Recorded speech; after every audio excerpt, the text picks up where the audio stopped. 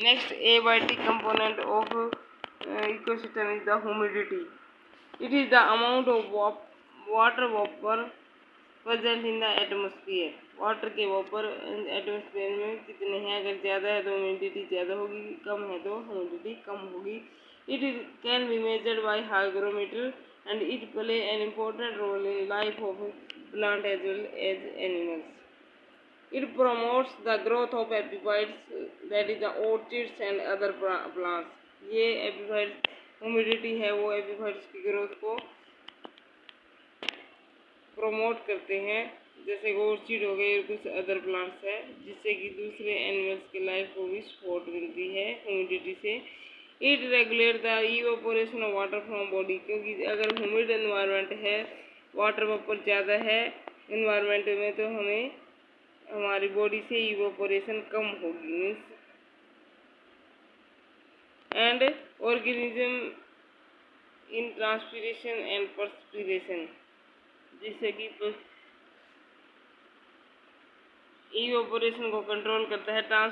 Humid environment, transpiration और sweating also control by the humidity. It promote the germination of spores in the fungi. Fungi में spore germination also control by the humidity. Animal and plants show varied adaptation to withstand the dry condition. Then next है wind. Air in motion is called wind. अगर तेज हवा चल रही है तो हम उसको wind कहते हैं. Wind velocity can be measured by the anemometer and it affects both plant and animals. And plants are affected more than that of the animals by the wind.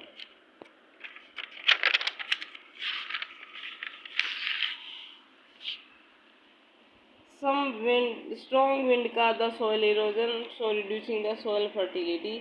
जब भूमि कटाव होता है, अगर तेज हवा चल रही है तो जिससे कि सॉइल की फर्टिलिटी रिड्यूस हो जाती है, क्योंकि ऊपरी जो सतह है सॉइल की वो है विंड वेलोसिटी से वो दूसरी उड़ कर और कहीं चली जाती है, जिससे कि उसकी फर्टिलिटी डिक्रीज हो जाती है.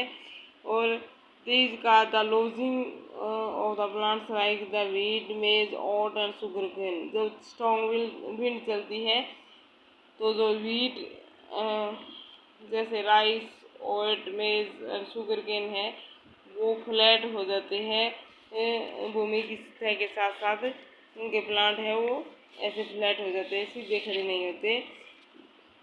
These increase the rate of evaporation and transpiration, leading to desiccation, is called the dwarfism in plants.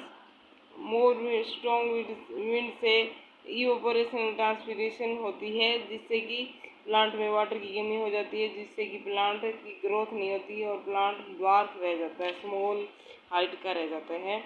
These help in pollination in anemophilous gymnosperms like Pinus.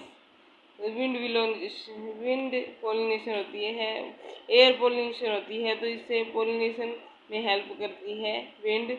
And also pollination angiosperm plant like cannabis, इसमें भी air pollination होती है, इससे pollination में help मिलती है. Wind help in dispersal of many seeds, fruits, cysts, spores, egg and even some small animals like winged insect, ballooning spider etc. इनके dispersal में हेल्प करते हैं, क्योंकि विंड की हेल्प से ये एक स्थान से दूसरे स्थान पे जाते हैं. Unidirectional wind stimulate the development of flag trees. अगर विंड एक साइड से ब्लो हो रही है तो जो है फ्लैग ट्री है उसके डेवलपमेंट में हेल्प करते हैं. फ्लैग ट्री वो होते हैं जिनकी ब्रांचेज एक तरफ से एक ही तरफ होती है, डायरेक्टेड होती है. These also help in migration of flying animals. Flying animals है वो विंड की हेल्प से एक स्थान से दूसरे स्थान पर चले जाते हैं. Hot dry wind kills the young shoots and damage the buds and fruits.